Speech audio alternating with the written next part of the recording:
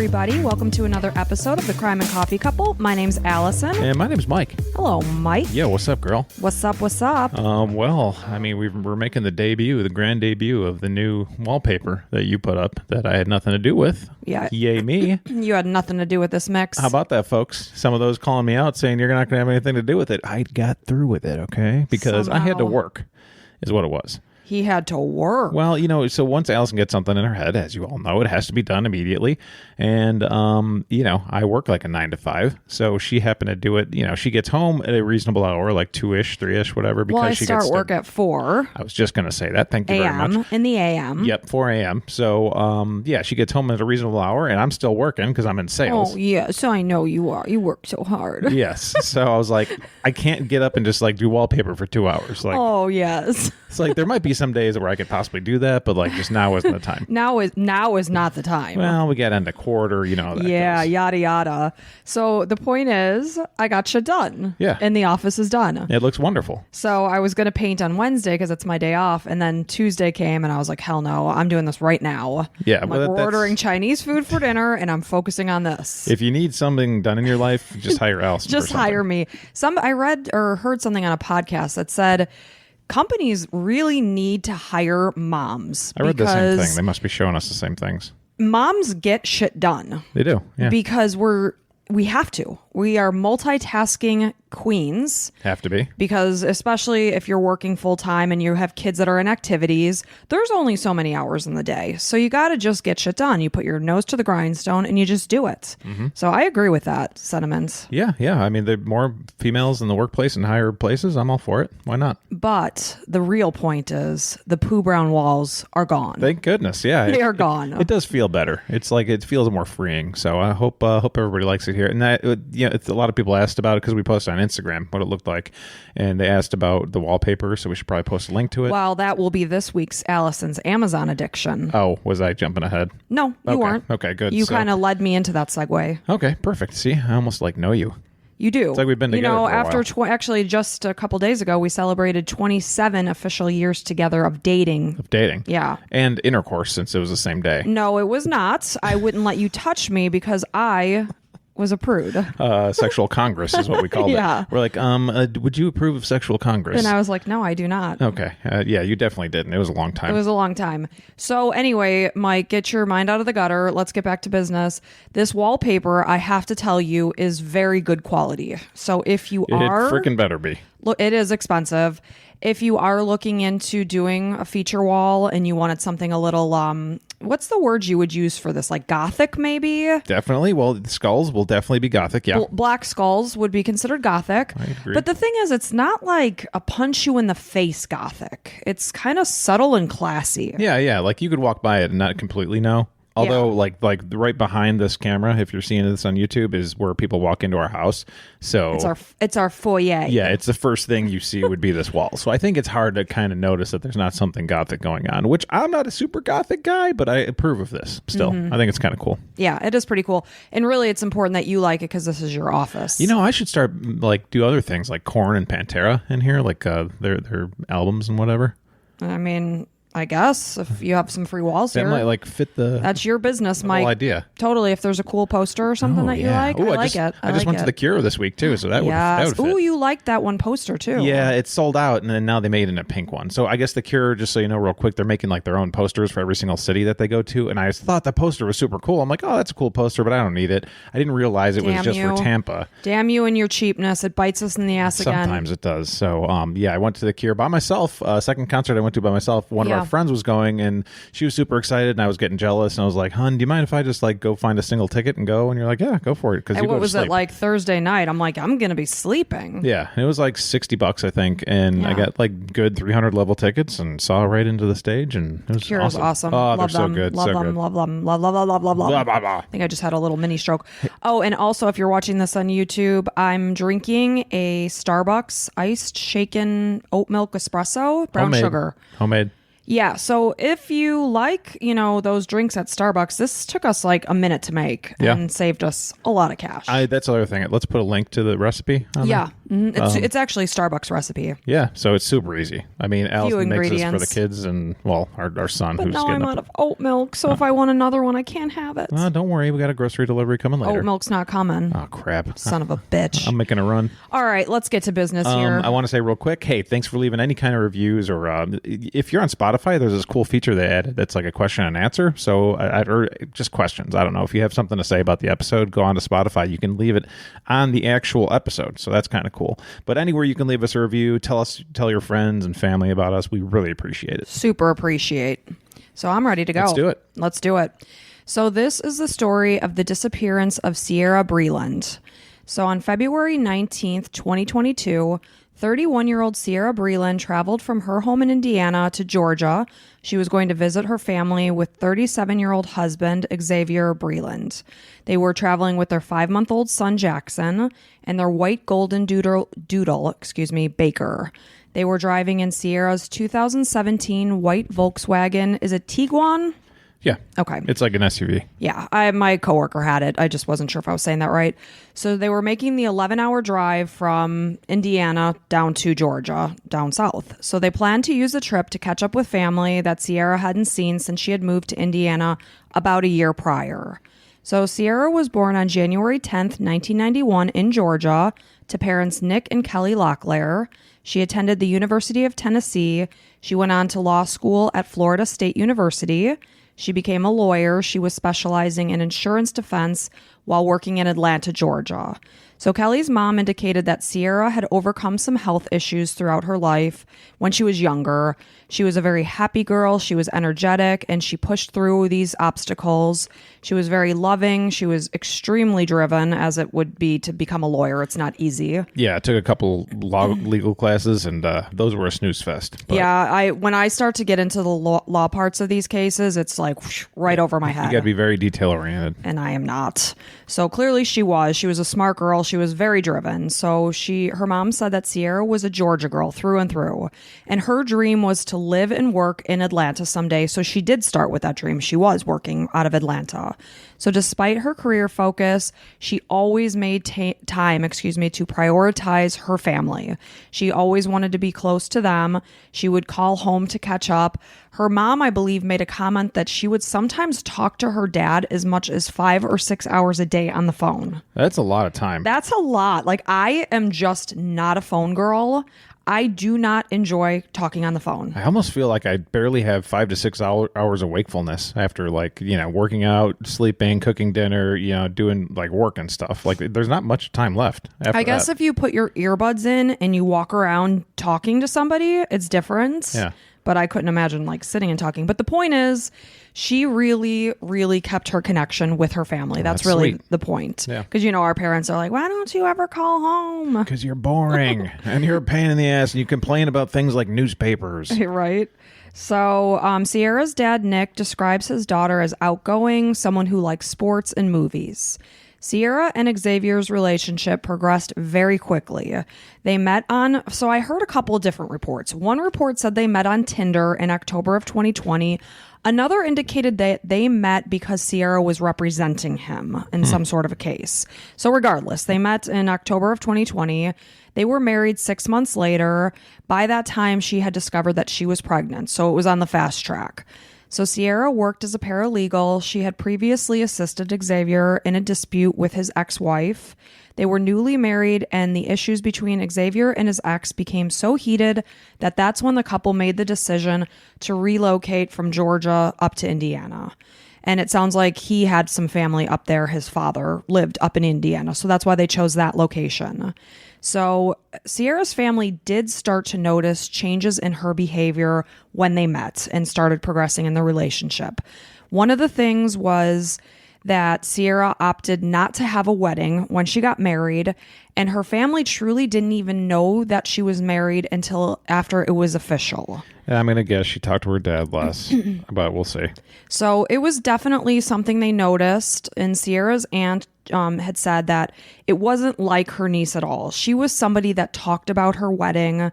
She dreamed about the day that it would happen. Well, somebody so family-oriented, you would think so. It'd be like sharing all the details. Sure, and you would want your family to be there with you to share in that monumental time of your life. Yeah, this is a one and done thing, hopefully. Hopefully that's the goal when we go into these things. So, she would talk about the dresses, talk about where she would have her wedding. So the fact that she got married and her family didn't even truly know was very startling to them. So as they made their fresh start in Indiana, Ciera got a job as an associate attorney at Gordon Reese Scully Mansakani, which was a law firm in Indianapolis. When they made the drive back to Georgia for their visit, they arrived at Ciera's parents' house in Cleveland, Georgia on the night of Saturday, February 19th. They were visiting with family, with nieces and nephews. They had a great visit. Ciera's mom, Kelly Locklear, said that her daughter had actually come home with another intention that her husband did not know. Xavier didn't realize that his wife had other things on her mind. She had planned to find a new job and start to put her roots back in Georgia where her family was. That's good for her, but at the same time, you got to tell your husband. Well, there's a lot going on here that we're going to talk about. So there's something going on that you're not. A lot of red flags here. Yeah. So Ciera had been talking with her family about her intentions of leaving Xavier over the previous 1 to 2 months. That's exactly what I'm thinking. Like, right. If you're in a committed relationship, you're probably telling them. If you're trying to get out, you're probably not going to. Right, exactly. So she told them that his abusive behavior was escalating and she wanted to get a divorce. She had been secretly saving money and she planned to move in with her family until she was able to get back on her feet. She planned to pose this trip to Xavier as a visit with her family. His mom, they were also going to visit with as well. So it's, hey, let's go back to Georgia. We'll hang out with my family. We'll go see your mom. So the plan was then that she was going to stay back in Georgia permanently. So it was a big trip. Her plan, right? That was her plan. Yeah. He knows nothing of this. Got it. So cracks within the relationship developed as far back as June of 2021. And as you remember me saying, they met in October of 2020. So it didn't take long for these cracks to start showing. And we know how a lot of times these relationships go. Well, you had the kid and you feel like you should marry each other. And then it's like later and then, you're kind of forced into it. Well, a lot of the times these people that become abusive, they put their best face forward. They put this picture of this person who is like chivalrous and giving and kind and loving. And that's where they come with the term love bombing. They love bomb you to bamboozle you into thinking that they're one way. But then once they've got you locked in for what they think you're pregnant and you're married. That's when they start to show their true colors. So that's what was going on here. So scary. It's so absolutely insane. It's terrible. And I can't imagine how helpless you must feel in this situation because you probably also feel very much in danger of what this person could be capable of. So these cracks started to show as they were starting to make their move from Georgia to Indiana, which is scary because now Ciera is going from her hometown where she has her support system up to Indiana where she doesn't. And that's the whole isolating thing. I'm sure that had part to do with it. That his goal was to get her away from the people that would see these red flags and pull her out of it. And probably his idea not to tell anybody about the wedding and all that stuff. Be like, no, it's just going to be us, babe. It's just going to be us. It's all about our love. Right. Where really it's not. It's about control and isolation. So Ciera admitted that she was in a bad situation, and several times she did openly discuss that she should leave with certain people. So as time went by, Xavier became increasingly aggressive and possessive. Ciera was alarmed by this change in behavior because, again, he probably put a great face forward. So now all of a sudden she's like, holy shit, what did I get myself into? So she's starting to get the wheels in motion of like, I need to get out of this relationship. Though, as these controlling people tend to do, time and time again, he managed to win her back, telling her that he loved her, he was sorry, he would be better, he can't live without her, please give me another chance. And Ciera was a very kind-hearted person. She was a new mother, and she wanted to try her best for her family to keep it together. Everybody knows, the home is better when, the mom and dad are together. Mm-hmm. And a lot of times, unfortunately, they stay together and shouldn't have, know. So she was trying to make the relationship work. There were also an interview with her parents where there were sometimes, like I know on one occasion, an officer did have to come out to respond to some sort of domestic dispute. And the officer was very concerned because he could see that Ciera was trying to make excuses for Xavier so that he didn't get in trouble, because then of course it's going to be on his record. And the officer made a statement like, she's in trouble here and this can get bad very quickly. Something bad can really happen in this situation. Well, police officers see that a lot. I mean, that's usually what they're being called for, some kind of domestic disturbance, right? Right. So they're trained, I would imagine, to identify these sort of things and see it in her eyes, be like, yeah, she's not in a good place. Right. And really a big thing was her son. You know, she's got this brand new baby.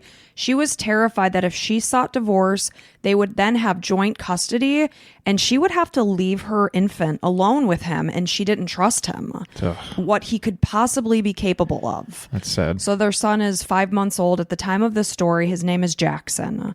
And I will tell you, if you read our blog, there's multiple spellings of his name. It's the classic Jackson or Jaxson or something like that. So anyway, hopefully I got it right, but there was a discrepancy there. So basically she had been waiting for a calm moment to make her move, but the moment just never seemed to come. She was very scared, and rightfully so. So Xavier was also physical with Ciera. He would shove her into things. He would throw things at her even when she was pregnant.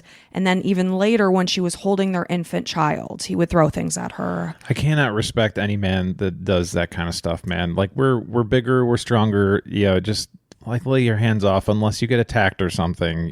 That's the only time you can defend yourself. It's like, especially a pregnant woman, like, that's insane. That's like the most like fragile thing in the world as far as I'm concerned, is like pregnant women can do whatever the hell they want because they're holding a human inside of them. Right. But they say that pregnancy is when a woman is the most vulnerable for being put in danger. Really? Yes. That's so sad. There's so sad. Many, like, in all these guys, they never want to fight like another guy. It's like always a woman, and it's like, and not she's that, tiny. Yeah, I'm sure. Not that women are lesser. It's just we're built bigger usually, and it's like such an easy target to like go after a woman. He's a coward, clearly. I mean, you're gonna hit somebody that's 5 feet tall and pregnant with your child. What the hell is wrong with you? A lot of things. So at one point, he hit her in the face with a gun. He threatened to kill her. He would scream at her. Family said that Ciera was a very smart girl. She never put up with anything from anyone. She was a spitfire. She was a tough girl. And they all encouraged her to leave him and assured her that she had a safe place to go. And thank goodness they were that safe beacon. She did have a safe space to go. A lot of women do not. But still, this was a big decision for her to make, and scary one. So despite the fact that she had this safe place, she was just waiting until she felt the moment was right. Her mom and dad trusted their daughter, and they felt that she would knew what the right thing to do was and when. So they were, leaving it up to her because, of course, they're 11 hours driving distance away. They don't know exactly what's going on up there. They're scared for her, but she's always done the right thing in her life, it sounds like. Like, she's very smart, very on top of things, and it sounds like it's calculated, and it's like, okay, we trust you. Sure. So Ciera began texting her cousin, who was also her best friend. This is Shelby Campbell. So she was opening up a lot to Shelby about the issues that were going on in her marriage. It really started to open up in August of 2021 of like the flow of what was going on in the relationship. She was telling her that she sees things that scare her a lot for her future, and she didn't feel that they were things that she could accept or live with. She came up with a secret code with her cousin in case of an emergency. Ciera said she would call Shelby twice. That would then prompt Shelby to call the police, which is just awful. Like, you think your relationship is so bad that you have to have a secret code to save you. Just awful. And by that time, it's time to get out. Like, I know she's trying to be calculated about it and trying to do it the safest way possible. But if you're getting to these thoughts, and odds are there's somebody listening to this podcast, the only reason I'm saying this is because hopefully to save somebody else, and especially poor Ciera here, I have a feeling it's not going to end very well. And like all these stories, unfortunately. And if you're going through a similar situation, anything close where it's like, I have a plan that, if something happens, something's probably going to happen. Right. And please get out of it while you can. Mm-hmm. So, like I said, they've got this plan, and Shelby indicated that these were just conversations they had via text. There were so many other conversations they had while they were just speaking on the phone about all the turmoil that was going on in the relationship. Ciera had actually recorded videos of Xavier being violent toward her. She did share these videos with her cousin. Oh. She told Shelby that she was genuinely concerned that Xavier was very capable of hurting her. Ciera left her parents' home the next day, which was Sunday, February 20th. She had the intention of just trying to placate the whole situation. She went to her mother-in-law's house with Xavier and the son, which was an hour drive away from where her parents were. This is the Parsons Walk subdivision in Johns Creek, Georgia. She told her family she would be back. So that was the last time they ever saw their daughter. This was Sunday, February 20th. Oh, God. She texted her dad the next day, which was Monday, February 21st at 11:17 p.m. She said she planned to be back at their house the next morning, the 22nd. The next day, Tuesday, the 22nd, they hadn't heard from Ciera. Nick reached out. She said that everything was okay, but she was actually feeling a little sick. Nick reached out to Ciera the next day, Wednesday, February 23rd, to see how she was feeling. He didn't get a response back. He texted again the next day, and again, no response. By Friday the 25th, they began to worry because it wasn't like Ciera not to respond. Shelby, her, cousin and best friend, also wasn't getting any response, and those two were like sisters. And who's Nick again? Nick is her father. Oh, got it. Okay. So Shelby said that one of the last texts she received from Ciera said, "I'm at Xavier's mom's house. He won't give me Jackson, so I'm waiting to get him so I can leave." So it sounds like things were not going very Something's well. happening. Yeah. The next information that family heard wasn't until February 26th. The Carmel police in Indiana called. So Nick gets this phone call that he doesn't recognize the number. He picks up. It's the Carmel police in Indiana. And they had told Nick and Kelly, Ciera's parents, that Xavier had actually reported their daughter missing in Indiana.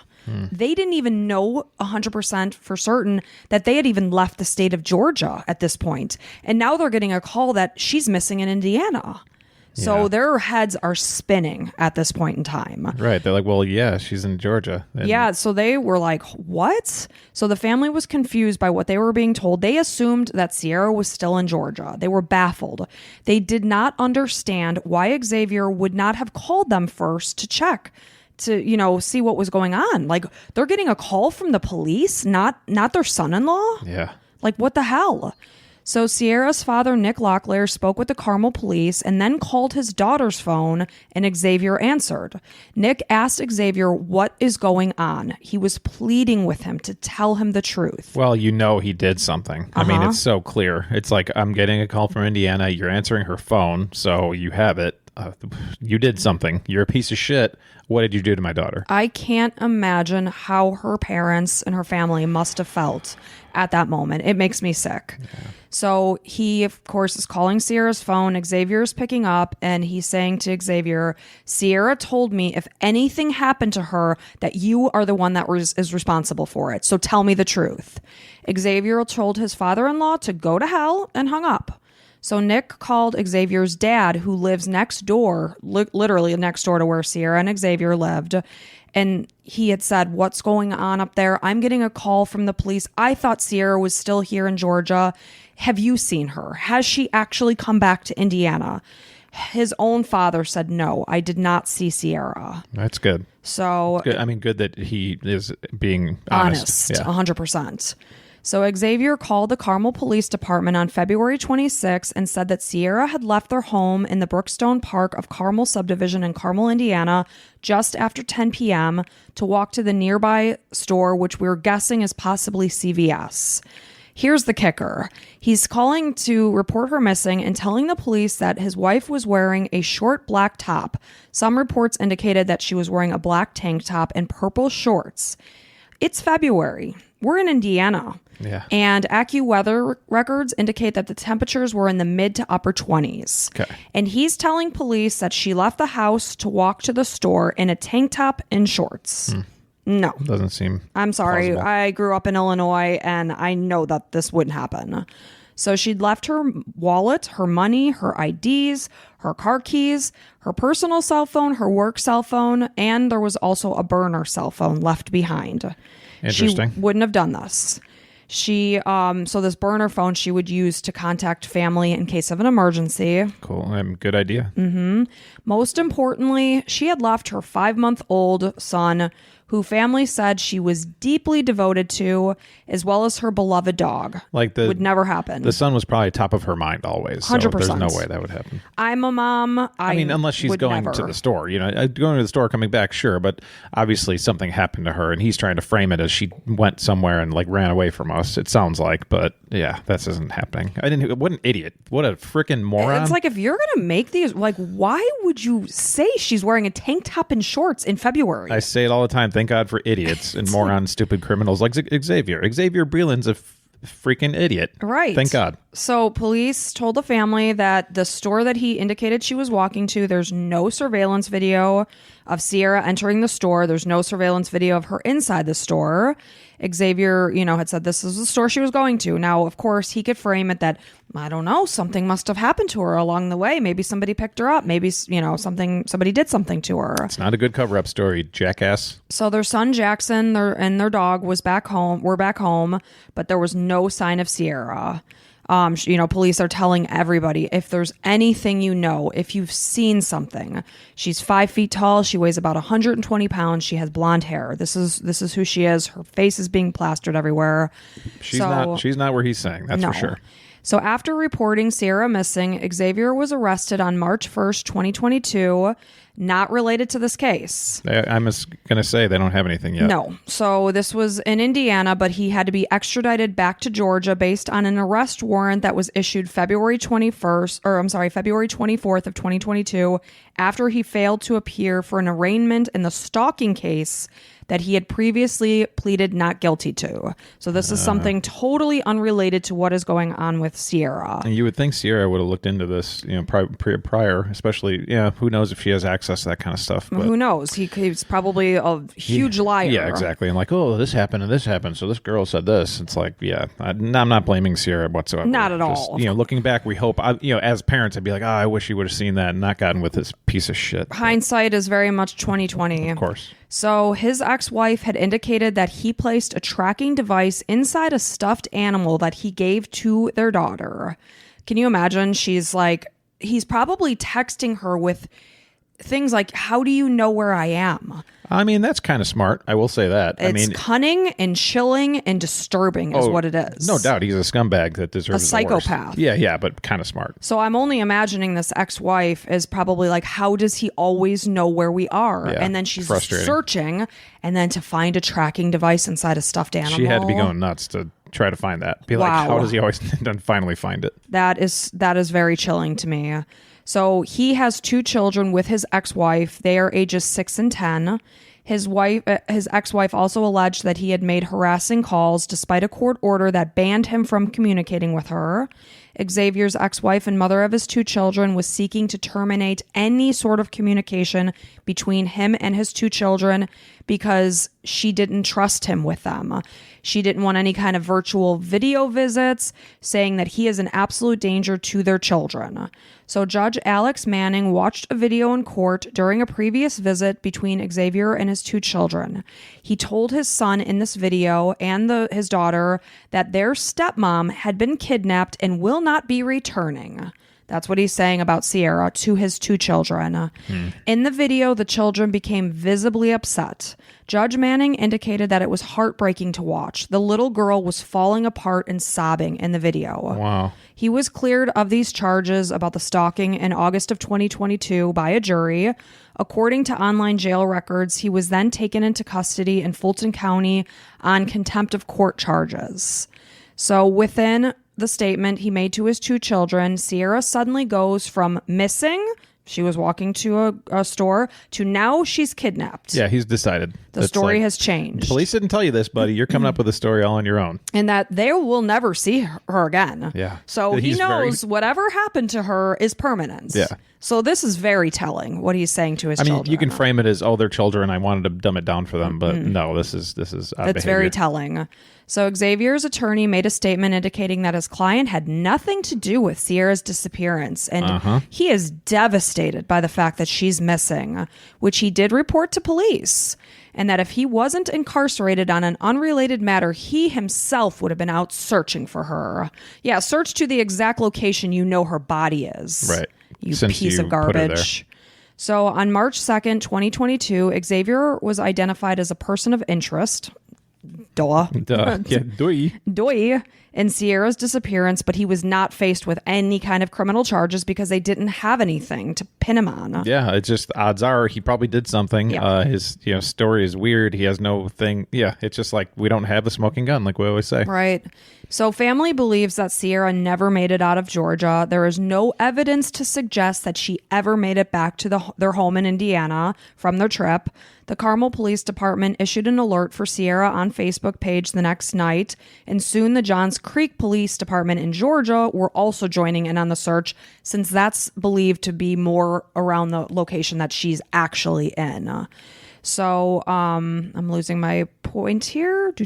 So you're getting, while you're looking into that, you're getting to a point that I'm not liking very much because it sounds like we don't have a whole lot of more information. No, I'm going to tell you we are left not knowing what happens in this case. Sadly. Okay. Sadly, and tragically for the family, they don't have answers, but we're going to just keep going. So again, the Georgia police are joining in on this, as well as the Georgia Bureau of Investigation, as well as the FBI. So a lot of police are involved in this search. The FBI has offered a $10,000 reward for any information that can lead to Ciera, because again, in these cases, we think somebody may have seen something and not even known they saw what they saw. If everybody can report something, whatever, and then they'll put all of it together and figure it out. So the last known sighting of Ciera was from a surveillance video of her standing outside her mother-in-law's suburban Atlanta home at 7:17 p.m. on February 24th, when she was seen leaving that home. Police believe that the couple made it 45 miles southwest of the family home together. Why they know that exact information of the 45 miles, I don't know. There's a lot that we don't know. So there's also that video of her in front of her mother-in-law's house. It's never been released. And would 75 miles west still be 45. in Georgia? Or 45 miles still in Georgia? Okay. Because Atlanta's right in the middle of Georgia. And yeah, so they're in, what did I say? Johns Creek? Is that what I said? Johns Creek, yeah, is the actual area where she was, right outside of Atlanta, I guess. So what's interesting, she texted her dad February 21st and said she would text him on the 22nd. So stuff was going on. And and she's still alive. On the 24th, she is still alive. At night, 7:17 p.m. Yes. Okay, so something that night, most likely. Right. 224 and somewhere, what 45 miles west? 45 miles southwest of that family Southwest, home is where they believe she had last maybe made it to. They have a good reason to believe They have a good reason. We don't know. They're not sharing it because there's probably something in with the investigation. We got to go by what they're telling us. Basically, they're trying to give little tidbits so that people can say it. So if you were anywhere near, that area, God, last February, this is so solvable because Xavier's a piece of shit that did something that left some kind of trail somewhere. So from there, investigators haven't released very many details because this is an active investigation. The video of Ciera in front of her mother-in-law's home hasn't been released, like I said. Ciera's cousin Shelby said that she had received texts from Ciera in August that said that her husband is nuts. And again, in black and white writing, if anything happens to me, he is responsible. I'm really scared. I don't know what to do. Shelby turned her cell phone over to investigators that contained all these text messages, as well as the videos that she had sent that showed Xavier being erratic and abusive. And they're all making this into this file that they're putting against they're building a case. Yeah. So the police have all this information. She told the police, Xavier had made many threats to kill her and specifically said that if he did, he would throw her into a lake. So my mind is going to the fact that that's likely where her body is. Absolutely. He said this to Ciera when she was very much alive. Did he follow through with what he threatened? We don't know. And unfortunately, there's a lot of lakes. There's a lot of lakes. It's really hard to find people in these. Shelby feels that she has no hope that her cousin will ever come home, but she has pushed away her feelings of grief until she has answers as to what actually happened to her cousin. She said that there's this void that has been left behind since Ciera disappeared that only grows each and every day that passes. She knows her cousin would not have ever stayed away from her son for an hour, let alone this extent of time. She also feels that the situation hasn't sunk in. She feels a tremendous disconnect, just waiting for Ciera to call. She wants to say to Ciera, oh my gosh, you would not believe what's been going on here. Of course. Because it's like it's not real. Yeah. And that's just so awful. After Ciera disappeared, her parents were asked if they felt, "Do you think your daughter is alive?" Her parents said no. There's no way. There's absolutely no way that she is alive because she would never leave her child for a minute. Kelly, Ciera's mom, also believes that her daughter won't be coming home. She feels that since her disappearance, a light has been extinguished from her life, and that every day, she said, like, I don't ever imagine in my life we won't feel sick with what's going on. Like, how will this feeling ever go away? It's like you're trapped in hell without answers. In November of 2022, Xavier was charged with unlawful possession of a firearm by a serious felon. The charges stem from an incident that happened 2 days after he reported Ciera missing, which was February 28th, 2022. Court documents indicate that there was an accidental discharge of a firearm at their home in Baldwin Lane.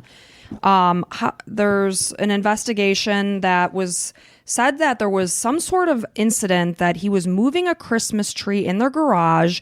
He heard a gunshot and ran outside. He returned to the garage and located the gun and unloaded it. Investigators say that there was a Sig Sauer Piece 365 and another gun that were found at the scene. During this incident, he handed the officers a missing person flyer for his wife.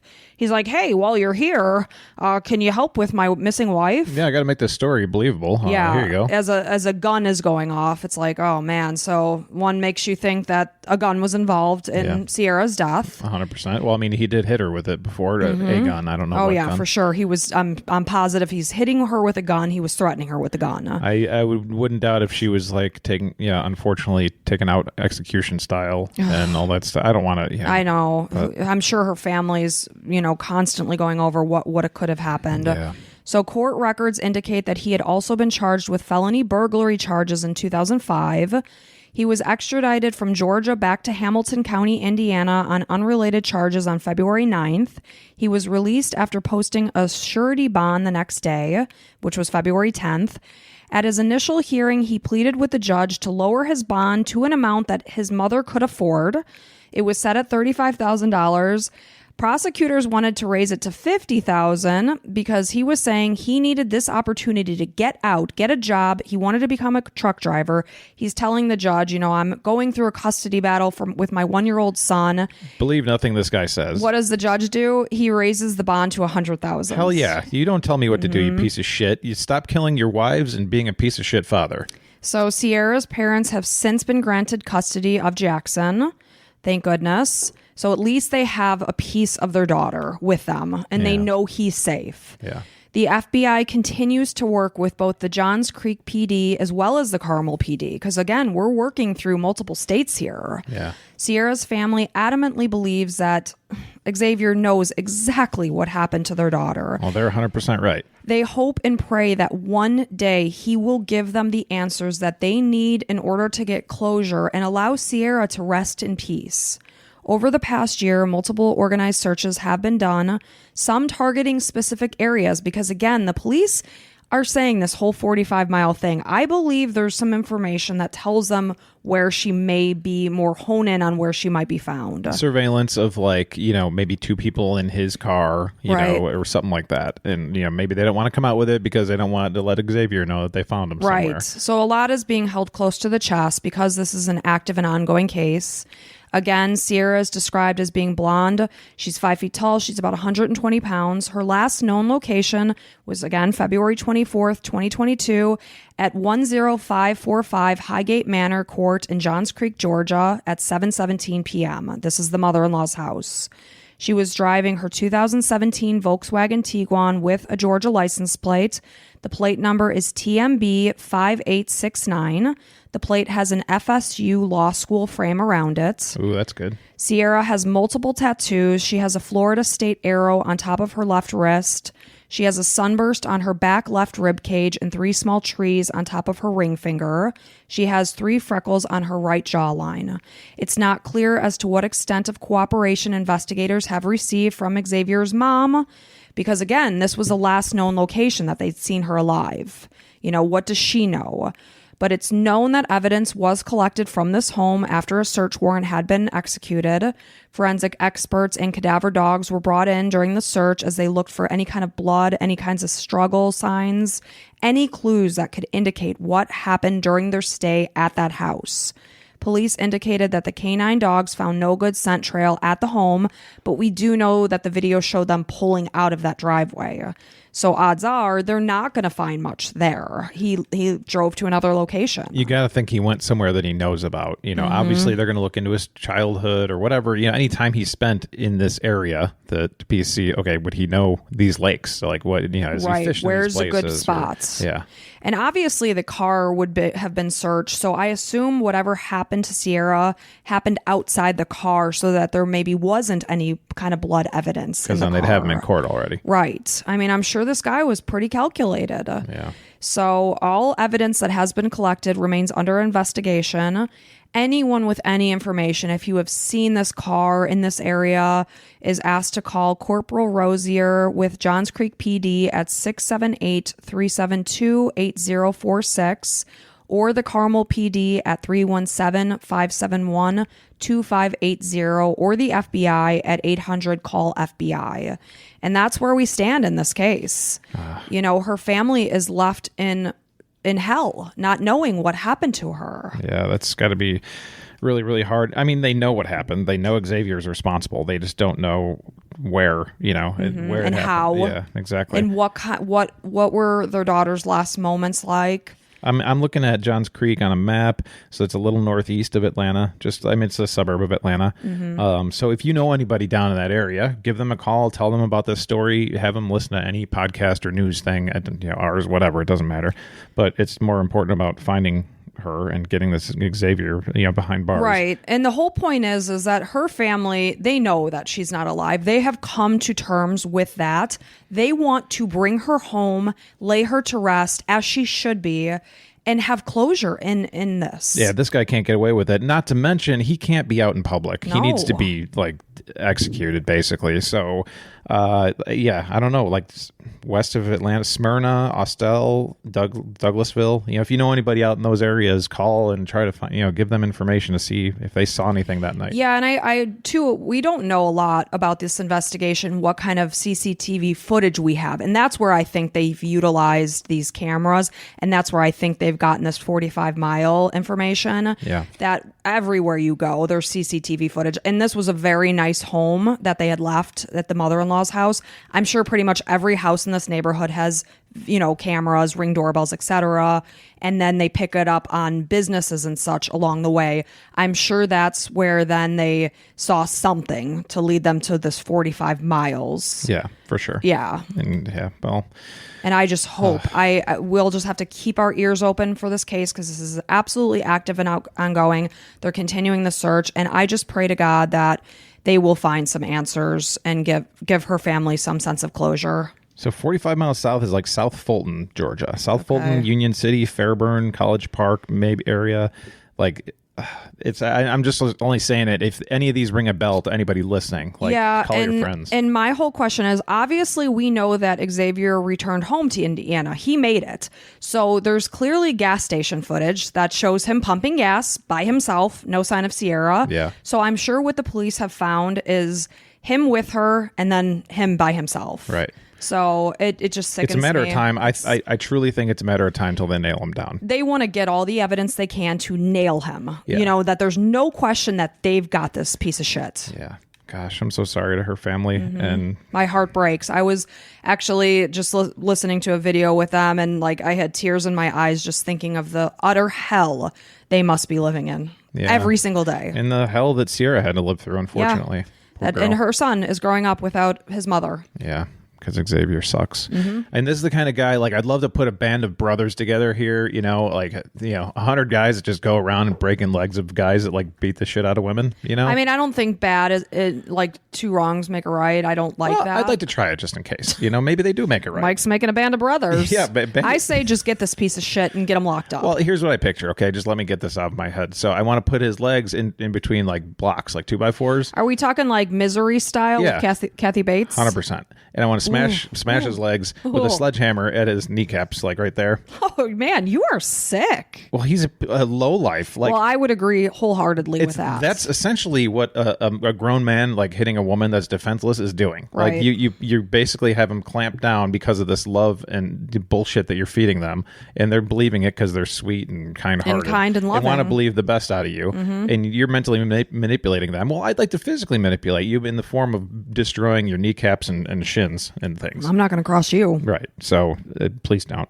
So that's, a sad story, and hopefully there's some closure to this case coming up. Yeah. I really hope so. Well, thank you. So that's Ciera's story, and I'm so sorry for her family that they're living in this hell. Thank you for sharing it, and hopefully, anything can lead to more answers. Yeah. Well, thank you so much for listening. We really appreciate it. And if you are, like the stories you're hearing and would like to hear more of, the way we deliver things, then we have plenty of options. We've got the Patreon that you can become patrons.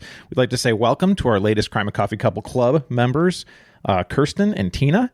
You guys are awesome. Kirsten just joined like less than 12 hours ago. Well, we are so appreciative of you guys. You have no idea. Tina, like last week. So like last Saturday or Sunday or something. So thank you so much. And those are like such like boosts in our weeks. I mean, I can't tell you how much it like elates me when Mike shoots those messages through. It's undescribable. Allison puts in hours of work in all these. Indescribable. Yeah. We'll go with that. And it's like anybody else, it definitely helps out. Yeah, I'm always tapping away at the keyboard, and you're like, do you enjoy this? And I was like, I love it. I'm always checking on your mental health because I want to make sure that you're still enjoying yourself, and she is somehow some sick way. So, some sick way. Like you like to get the stories out of the people so that other people can hear it, and hopefully we learn or find more information or whatever it may be. Like remember these people. Absolutely. They're human beings, every single one of these people. 100%. These people lived a life and have, a whole story behind them, and we're just telling a snippet of it. But yeah. So again, if you enjoyed this episode, hit the subscribe button on whatever you're listening to us to. Okay. Tell your friends, tell your family. We appreciate it. And until next time, bye.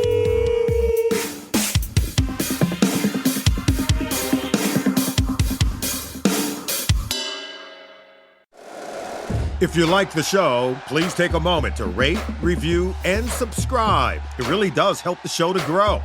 Thank you for listening.